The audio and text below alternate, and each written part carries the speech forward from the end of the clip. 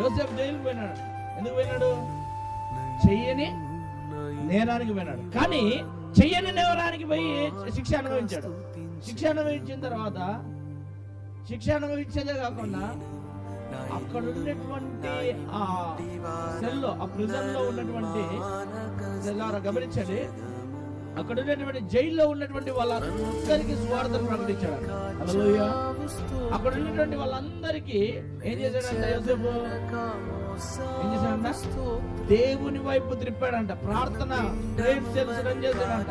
ప్రార్థన వేరులను ఎవరిని తాగిందంట? దొంగలను, హంతకులను, భయంకరమైనటువంటి వ్యభిచారం చేసి మనుషులను నాశనం చేసి జీవితాలతో ఆడుకొని భయంకరమైనటువంటి దోపిడీలు చేసి దౌర్జన్యాలు చేసినటువంటి మనస్తత్వం కలిగినటువంటి వారిని మార్చాడు.